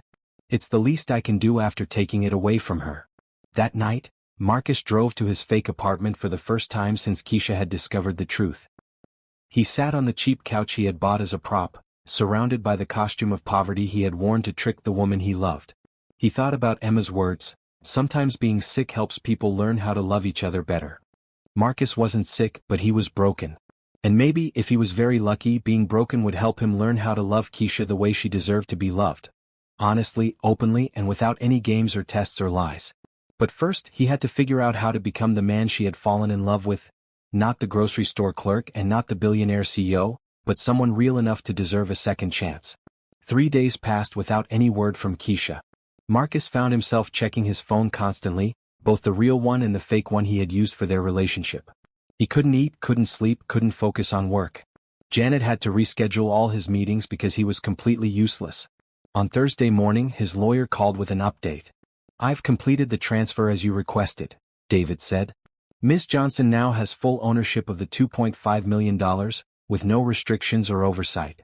I also prepared the documentation you wanted, explaining that this is a personal gift with no strings attached."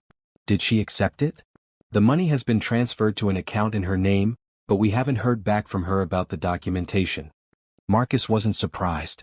Keisha was probably too angry to even think about the money right now.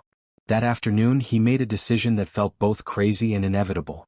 He drove to City General Hospital. He didn't go up to the pediatric ward where Keisha worked. Instead, he sat in the parking garage in his car, just hoping to catch a glimpse of her when her shift ended. It felt pathetic and stalkerish, but he needed to see her, even from a distance.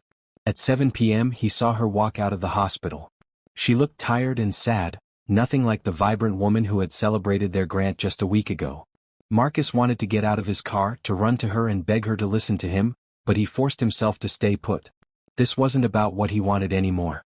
This was about giving Keisha the space she needed to figure out what she wanted. But as she got into her car and drove away, Marcus felt more alone than he had ever felt in his life. Friday evening, Marcus was in his penthouse trying to distract himself with work when Janet called. "Sir, you need to see the news." "What news?" "Channel 7 is running a story about the Emma Foundation. You're going to want to see this." Marcus turned on his television just in time to see a reporter standing outside City General Hospital. Local nurse Keisha Johnson has announced that she will be returning a $2.5 million grant from the Emma Foundation, saying that she cannot accept money that was obtained through deception. Marcus felt his heart stop as the camera cut to Keisha, standing in front of the hospital entrance, looking directly into the camera with the same determined expression he had seen her wear when talking about her dreams for the clinic. "I want to be clear that I'm not rejecting this money because I don't believe in the mission," Keisha was saying. "I absolutely believe that our community needs better access to healthcare. But I cannot build something meaningful on a foundation of lies." The reporter leaned forward with her microphone. "Can you tell us more about these alleged deceptions? I recently learned that the person behind the Emma Foundation was not who they claimed to be. They created this foundation specifically to manipulate me, and I cannot accept money that was given under false pretenses." "What will happen to the money?" "I'm working with my lawyer to ensure that the full amount is donated to existing healthcare nonprofits that serve underserved communities. The money will still help people who need it, but it won't be used to reward deception." Marcus grabbed his phone and called Keisha's number, but it went straight to voicemail. He tried her work line, but the hospital operator said she wasn't taking calls. 20 minutes later, his doorman called up to announce that he had a visitor. "Send them up," Marcus said, hoping against hope that it was Keisha. Instead, a man in his 50s stepped off the elevator, wearing a hospital security uniform and a grim expression. Mr. Williams? I'm Robert Johnson, Keisha's father. Marcus's stomach dropped. Mr. Johnson. Please come in. Keisha's father walked into the penthouse, looking around at the luxury with obvious disapproval. Nice place, he said, but there was no compliment in his tone. Thank you. Can I offer you something to drink? This isn't a social visit.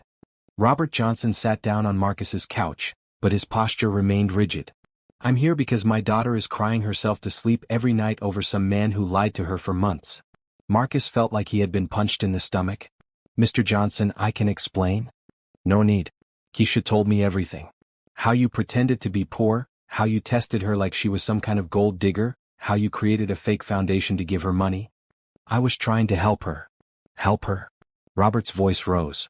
You were playing games with her heart. Do you have any idea what kind of woman my daughter is? I know she's incredible.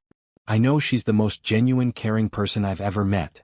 Then you know that she's never cared about money a day in her life. When she was 8 years old, she gave her birthday money to a homeless man outside the grocery store. When she was 16, she worked 2 jobs to help pay for her grandmother's medication. She chose nursing because she wanted to help people, not because it paid well. Marcus felt tears in his eyes. I know all of that now. But you didn't trust it. You had to test her. You had to make sure she wasn't like all those other women who supposedly only wanted your money. I was wrong. I was completely wrong about everything. Robert leaned forward, his eyes fixed on Marcus. Let me tell you something about my daughter. She has never needed anyone's money to be happy. But she has always needed honesty. Her mother and I raised her to value truth above everything else.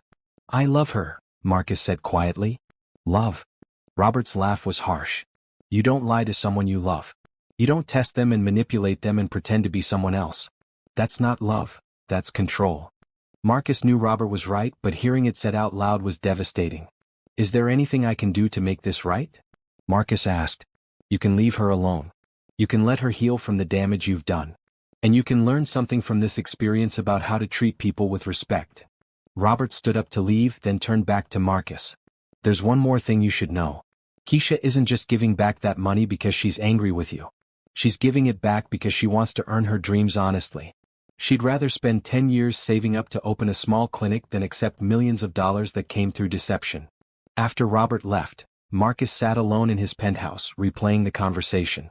He thought about Keisha working extra shifts to save money for a clinic that might take decades to build, choosing struggle over accepting money that felt tainted by lies. That night, Marcus made a decision that surprised even him. He called Janet and asked her to arrange a meeting with the board of directors for the following Monday. What's the meeting about, sir? I'm going to step down as CEO. Sir, are you sure? Williams Industries is your life. No, Marcus said, looking out at the city lights where somewhere Keisha was probably preparing for another shift at the hospital. Williams Industries was my life. But I want something different now. On Monday morning, Marcus walked into the Williams Industries boardroom for what he knew would be the last time as CEO. He had spent the weekend writing his resignation letter and planning for the transition. Ladies and gentlemen, he said to the assembled board members, I'm stepping down from my position as CEO, effective immediately.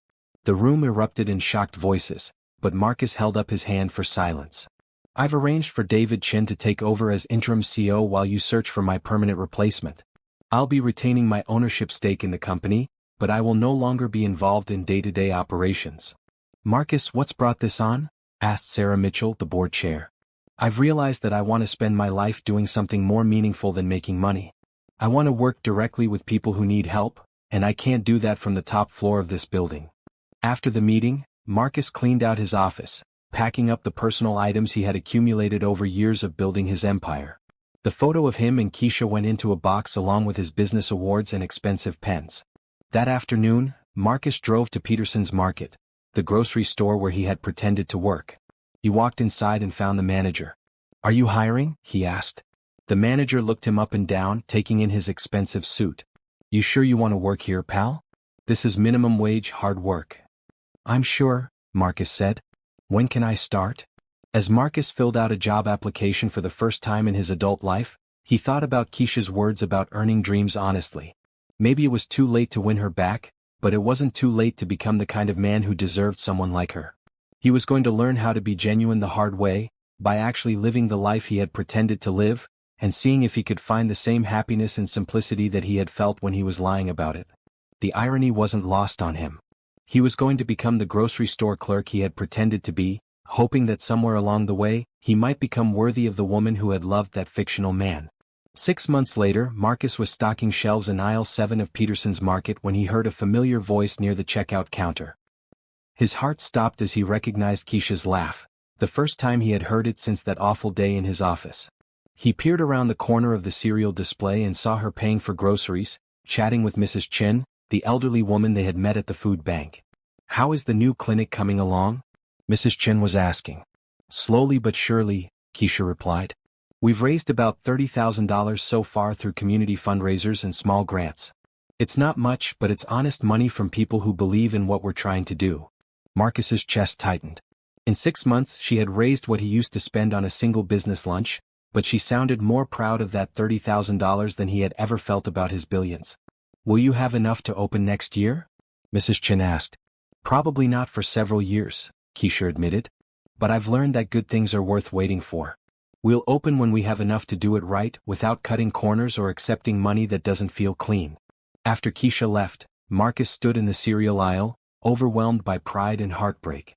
She was still pursuing her dream, still working to help her community, but doing it the hard way because she refused to compromise her values. Marcus had been working at Peterson's Market for 6 months now, and it had been the most educational period of his life. He made $12 an hour, lived in a small apartment, and had learned to budget every dollar. He shopped with coupons, cooked simple meals, and discovered that happiness didn't require luxury. He had also learned that real work, the kind where you serve people directly, was more satisfying than any business deal he had ever closed. When Mrs. Rodriguez thanked him for helping her carry groceries to her car, when teenage employees asked his advice about saving for college, when regular customers smiled and asked about his day, these small interactions felt more meaningful than running a billion-dollar company. But the best part of his new life was the volunteer work. Every weekend, Marcus helped at the food bank where he and Keisha had worked together. Every Tuesday evening, he read to children at the public library. On Saturdays, he walked dogs at the animal shelter. The other volunteers had accepted him as just another working-class guy trying to make a difference in his community. No one knew who he used to be, and Marcus found that anonymity liberating. 2 weeks after seeing Keisha at the grocery store, Marcus was at the food bank when Emma walked in with her parents. She was taller now, her hair grown back thick and curly, and she looked healthy and strong. "Marcus," she exclaimed when she saw him. "I remember you. Emma. Look at you, you look amazing." "I'm all better now," she said proudly. "The doctors say I'm cured.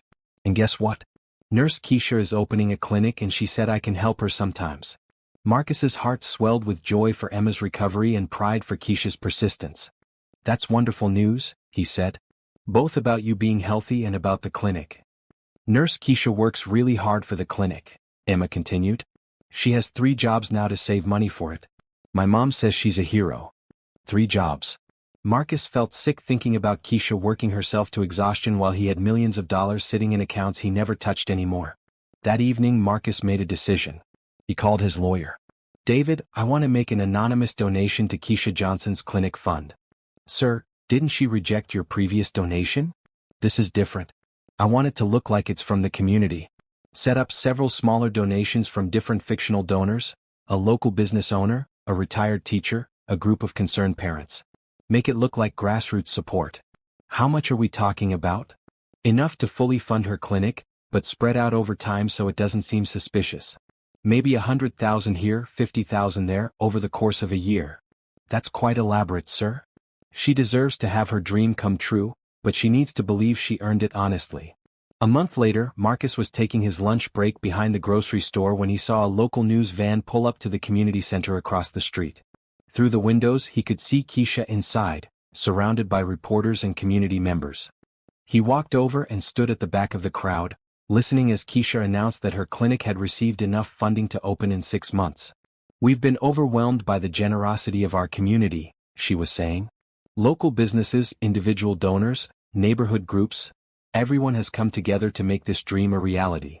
Marcus watched her face light up as she talked about the services they would offer, the people they would serve, the difference they would make. She looked exactly the way she had looked when she had first told him about her dream, except now she was making it happen through her own efforts and community support. This clinic represents the best of what we can accomplish when we work together, Keisha continued. When we believe in something bigger than ourselves and we're willing to work hard to make it happen. After the press conference, Marcus lingered outside the community center, watching through the windows as Keisha hugged supporters and shook hands with local officials. She looked so happy, so proud, so completely in her element. She's something special, isn't she? Marcus turned to find Robert Johnson standing beside him, also watching his daughter through the window. Mr. Johnson. I didn't see you there. I've been keeping an eye on you, Marcus. 6 months working at a grocery store, volunteering every weekend, living in a one-bedroom apartment. That's quite a change from your penthouse. Marcus felt uncomfortable under Robert's scrutiny. I'm just trying to live honestly. Are you? Or are you still playing a role, hoping my daughter will take you back? The question hit Marcus like a punch. Was he being genuine, or was this just another elaborate performance designed to win Keisha back? I don't know, Marcus admitted. I started doing this because I thought it might make me worthy of her again. But somewhere along the way it stopped being about her and started being about me. I like the person I am now better than the person I was before. Robert studied him for a long moment. That's the first honest thing you've said since I met you. Mr. Johnson, can I ask you something? Shoot. Is she happy? Really happy? Robert looked through the window at his daughter, surrounded by people celebrating her achievement. She's proud of what she's building, he said finally. But happy? I think she's still healing from what you did to her. She doesn't trust easily anymore. Marcus nodded, understanding. I never meant to hurt her. But you did. The question is, what are you going to do about it? That night, Marcus sat in his small apartment, thinking about Robert's question. What was he going to do about the damage he had caused? He could keep living his new life, hoping that somehow Keisha would notice his transformation and give him another chance. But that felt manipulative, like another version of his original deception. Or he could accept that he had lost her forever and focus on becoming a better person for its own sake, not as a strategy to win her back. As he considered his options, Marcus realized that the answer was simpler than he had thought. He needed to tell Keisha the truth about everything, not just about his original lies, but about his resignation from Williams Industries, his new job, his volunteer work, and yes, his anonymous donations to her clinic fund. She deserved to know that he had changed, not because he wanted something from her, but because she had inspired him to become a better person. She deserved to make an informed decision about whether she could ever forgive him, based on the complete truth instead of more deceptions. It would probably be the hardest conversation of his life, and it would probably end with her telling him she never wanted to see him again. But for the first time since he had met her, Marcus was going to be completely honest, with no agenda other than giving her the respect she had always deserved. The next morning, Marcus asked his manager for time off and drove to City General Hospital. He waited in the parking garage until Keisha's shift ended, then approached her car. Keisha. She turned, and for a moment her face showed surprise, then caution. Marcus, what are you doing here? I need to talk to you. About everything. The whole truth this time, I promise. Keisha studied his face for a long moment. He looked different than he had 6 months ago, thinner, less polished, wearing clothes that actually fit his budget instead of designer suits. One conversation, she said finally. But not here. There's a coffee shop on 5th Street. I'll meet you there in 20 minutes. As Marcus drove to the coffee shop, he practiced what he would say, but he knew that no amount of rehearsal could prepare him for this moment. He was about to lay his heart bare to the woman he loved, with no guarantee of anything except the knowledge that he was finally going to tell her the complete truth. For the first time in his life, Marcus Williams was going to have a conversation with no strategy, no agenda, and no backup plan. He was going to be completely vulnerable and completely honest, and trust that love and truth would be enough. Even if they weren't enough to win her back, they would be enough to give her the closure she deserved and the apology he owed her. The coffee shop was small and quiet, the kind of place where they could talk without being overheard. Keisha was already there when Marcus arrived, sitting in a corner booth with 2 cups of coffee. I ordered for both of us, she said as he sat down. Just like our first date. You remember? I remember everything, Marcus. That's part of the problem. Marcus took a deep breath, knowing that the next few minutes would determine the rest of his life. I resigned as CEO of Williams Industries 6 months ago, he began. I gave up my office, my salary, my position. I work at Peterson's Market now, stocking shelves for $12 an hour. Keisha's eyes widened in surprise, but she didn't interrupt. I live in a one-bedroom apartment, I shop with coupons, and I volunteer at the food bank every weekend. I've been doing this for 6 months, not because I was trying to win you back, but because I wanted to understand what it meant to be the person I pretended to be when we met. Why are you telling me this? Because I owe you the complete truth.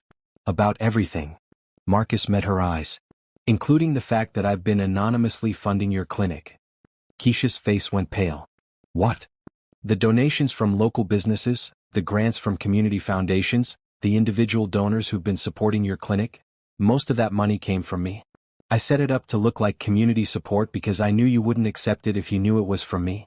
Keisha stared at him for a long moment, then laughed bitterly. So even now, even after everything, you're still lying to me. You're still manipulating me. I know how it looks, but... No, Marcus. You don't get to explain this away. You've been controlling my life for months, making me think I was earning my dream through hard work and community support, when really it was just more money from you. I wanted you to have your dream. It wasn't your dream to give. Keisha's voice was rising, and other patrons in the coffee shop were starting to stare. It was mine. And you took that away from me again. She stood up from the table, and Marcus felt his last chance slipping away. Keisha, wait. Please. I can't do this anymore, Marcus. I can't keep discovering new ways that you've been lying to me. Every time I think I understand the full scope of your deception, there's more. I'm telling you everything now. No more lies, no more secrets. I love you, and I want to spend the rest of my life making up for the mistakes I've made. Keisha looked down at him with tears in her eyes. The man I fell in love with doesn't exist, Marcus. He was a character you created to test me. And every time you lie to me or manipulate me or try to control my life with your money, you prove that he's still just a character. He's not a character. He's who I really am underneath everything else. No, Keisha said sadly. He's who you think I want you to be. And that's not the same thing at all. She walked toward the door, then turned back for one final statement. I'm going to return the money again, Marcus. All of it. Every donation, every grant, every penny that came from you. And this time, I'm going to make sure everyone in our community knows where it really came from. Keisha, you don't have to. Yes, I do. Because unlike you, I care more about being honest than being comfortable. After she left, Marcus sat alone in the coffee shop for a long time, staring at the 2 cups of coffee on the table. He had finally told her the complete truth, and it had destroyed any chance he might have had for forgiveness. But as he sat there, surrounded by the wreckage of his last hope, Marcus realized something important. For the first time since he had met Keisha, he had been completely honest with her. No games, no manipulation, no hidden agendas. Just the truth, painful and devastating as it was. And that felt like progress, even if it was too little, too late. That evening, Marcus returned to his small apartment and did something he hadn't done in months. He called his lawyer and asked him to arrange a press conference. What's the topic, sir? I'm going to publicly admit to everything I've done. The fake identity, the foundation, the anonymous donations, all of it. Keisha deserves to have her community know the truth, and I deserve whatever consequences come from that. Sir, that could expose you to significant legal and financial liability. I don't care. I've spent too much of my life protecting myself and not enough time doing what's right. The next morning, Marcus stood in front of a room full of reporters and admitted to deceiving the woman he loved and manipulating her community's support for her clinic. He announced that he would be personally refunding all the anonymous donations and that Keisha Johnson had acted with complete integrity throughout the entire situation. I created an elaborate deception because I was afraid that no one could love me for who I really am, Marcus said, looking directly into the cameras. Ms. Johnson proved me wrong, and instead of being grateful for that gift, I responded with more lies. She deserves better than that, and this community deserves better than that. After the press conference, Marcus drove to the food bank for his regular volunteer shift. He expected the other volunteers to treat him differently now that they knew who he really was, but they welcomed him the same way they always had. We don't care about your money, said Maria, one of the coordinators. We care about the work you do here. And you've been doing good work for months. That afternoon, as Marcus was cleaning up after the lunch service, Emma arrived with her parents for their weekly food pickup. Marcus, she ran over to hug him. I saw you on TV. My mom explained that you used to be really rich. That's right. Are you still going to volunteer here? As long as they'll have me. Emma smiled. Good. Because being rich doesn't matter if you're not nice to people. And you're always nice to people. As Marcus helped Emma's family load groceries into their car, he thought about the little girl's simple wisdom. Being rich didn't matter if you weren't nice to people. Being honest mattered. Being kind mattered. Being there for people who needed help mattered. He had lost Keisha probably forever. But he had found something else. A sense of purpose that didn't depend on wealth or power or control. He had found the satisfaction of earning respect through actions instead of demanding it through position. That night, Marcus made one final decision. He called his financial advisor and instructed him to liquidate most of his assets. The money would go into a new foundation, not one designed to manipulate anyone, but one that would provide transparent, no-strings-attached support to healthcare workers like Keisha who were trying to serve their communities. He would keep enough money to live modestly and continue his work at Peterson's Market, but the rest would go toward making sure that other people's dreams didn't have to depend on deception or manipulation. It wasn't enough to make up for what he had done to Keisha, but it was a start toward becoming the kind of person who deserved to be loved honestly. 3 months later, Marcus was working the early morning shift at Peterson's Market when Mrs. Chin came in for her weekly shopping. She had been coming in regularly since Marcus started working there, and they had developed a comfortable friendship. "Good morning, Mrs. Chin. How are you feeling today?" "Much better, thank you," she said, smiling. "I finally went to see a doctor last week." Marcus looked up from the bananas he was arranging. "That's wonderful news. What changed your mind?" "A new clinic opened in the neighborhood. Free healthcare for seniors who can't afford it. The most wonderful young nurse runs it, so kind, so caring." Marcus's heart skipped a beat. "A new clinic?" "Yes, it's small but beautiful. They have everything, basic medical care, a pharmacy, even counseling services. The nurse who runs it, she's an angel. Her name is Keisha." Marcus felt tears in his eyes. "Keisha opened her clinic? Oh, you know her?" "Yes, she's remarkable. She told me the funding came from community donations and a few small grants. She's so proud that it was built with honest money from people who believe in helping their neighbors." Marcus finished arranging the produced display with shaking hands. Keisha had done it. She had built her dream clinic with legitimate community support, the way she had always wanted to. "Mrs. Chin, where is this clinic?" "Just 3 blocks from here on Maple Street. You should visit. I think you and Nurse Keisha would get along wonderfully." After Mrs. Chin left, Marcus asked his manager if he could take his lunch break early. He walked the 3 blocks to Maple Street, his heart pounding with each step. The clinic was everything Keisha had described in her dreams, but on a smaller scale. It was housed in a converted storefront with bright, welcoming windows and a sign that read Maple Street Community Health Clinic, healthcare for everyone. Through the window, Marcus could see Keisha inside, talking with an elderly patient, her face lit up with the same caring expression he remembered from the hospital. She looked older, more mature, but also more confident and settled than he had ever seen her. Marcus stood outside for a long time just watching her work. This was what she had always been meant to do. Not managing a multi-million-dollar facility funded by deception, but creating something real and honest that served her community. He was about to turn and walk back to work when the clinic door opened and Keisha stepped outside. "Marcus." She looked surprised but not angry. "What are you doing here?" "Mrs. Chin told me about your clinic. I wanted to see it." Keisha glanced back at the building with obvious pride. "It's smaller than what we originally planned, but it's perfect for what we need right now. It's beautiful. How did you manage to fund it?" "The old-fashioned way. Community bake sales, local business donations, a few small grants from legitimate foundations. It took almost a year, but every dollar came from people who truly believed in what we're trying to do. And it's all yours. Really yours." "Really mine," Keisha agreed. "Well, mine and the community's. We have a board of local residents who help make decisions about services and priorities." They stood in comfortable silence for a moment, both looking at the clinic. "Marcus, can I ask you something?" Keisha said finally. "Of course. Are you happy? Working at the grocery store, living in your apartment, volunteering on weekends?" Marcus considered the question seriously. "I'm more myself than I've ever been. I don't know if that's the same as happy, but it feels right." "That's good.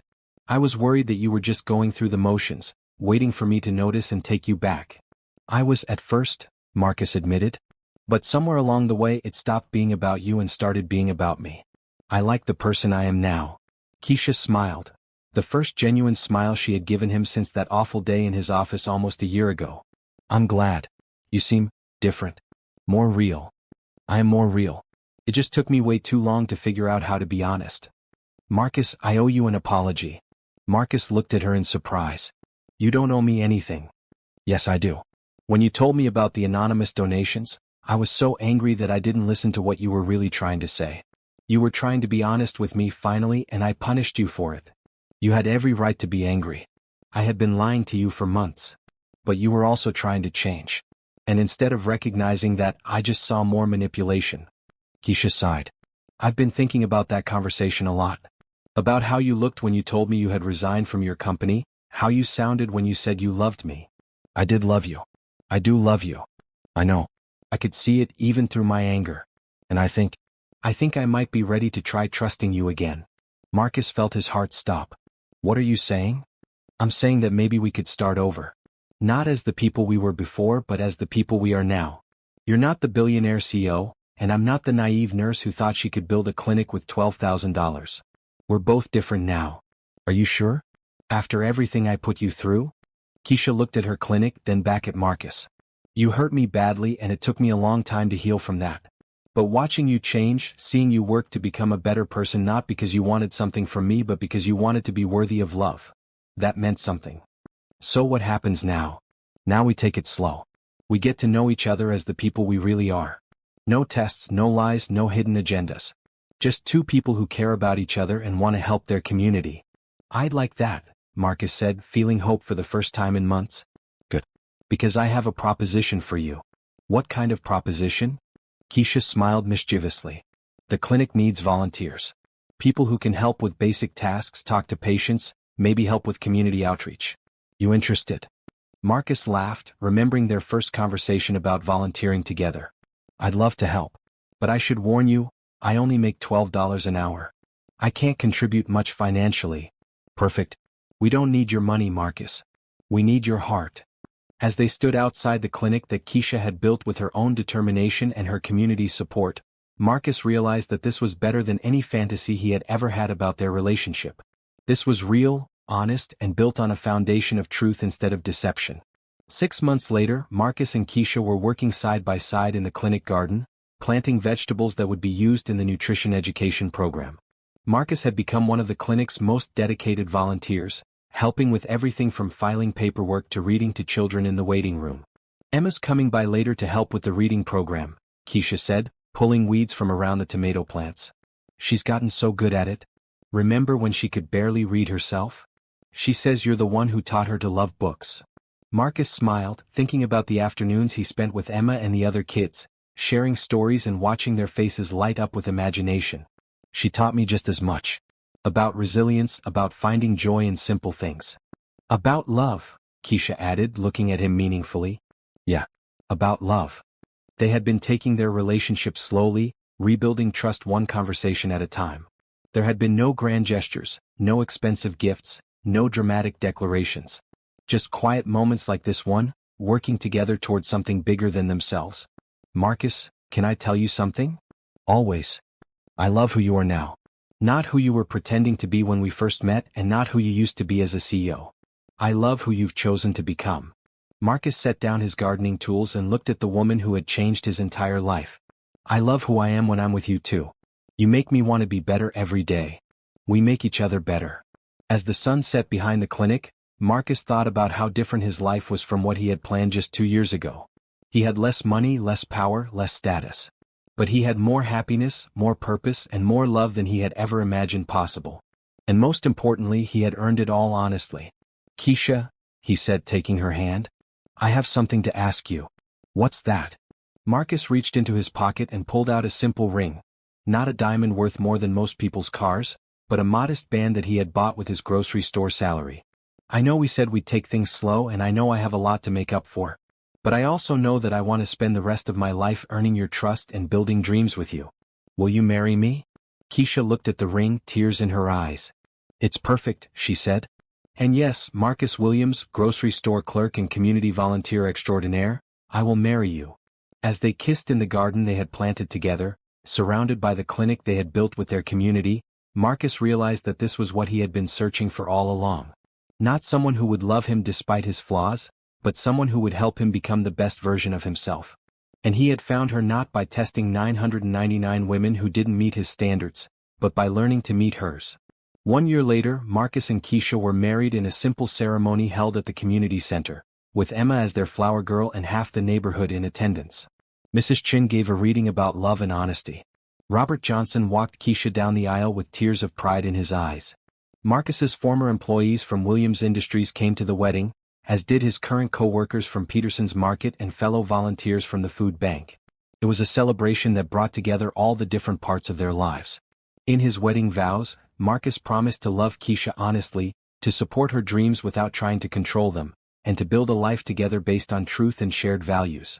In her vows, Keisha promised to love Marcus for who he chose to be every day, to trust in their partnership, and to never stop believing in their ability to make the world a little bit better together. As they danced at their reception, in the same community center where they had first volunteered together, Marcus reflected on the journey that had brought them to this moment. He had started as a billionaire convinced that no one could love him for himself. He had tested 999 women and been rejected by all of them. But the 1000th woman, the one who said yes to coffee with a grocery store clerk, had taught him that love wasn't about finding someone who would accept him as he was. Love was about finding someone who inspired him to become who he was meant to be. And in learning to love Keisha honestly, Marcus had finally learned to love himself the same way. As the evening wound down and guests began to leave, Emma approached the newlyweds with a small gift wrapped in colorful paper. "This is for both of you," she said shyly. Inside the wrapping was a hand-drawn picture of Marcus and Keisha standing in front of the clinic, surrounded by hearts and flowers. At the bottom, in Emma's careful handwriting, were the words, "True love is when people help each other be their best selves." Marcus and Keisha looked at each other and smiled. Out of the mouths of babes indeed. As they drove away from their wedding reception in Keisha's reliable old sedan, the same car she had driven on their first date, Marcus thought about how perfect their life together was going to be. Not because it would be easy or wealthy or without challenges, but because it would be real. And real, Marcus had learned, was worth more than all the money in the world.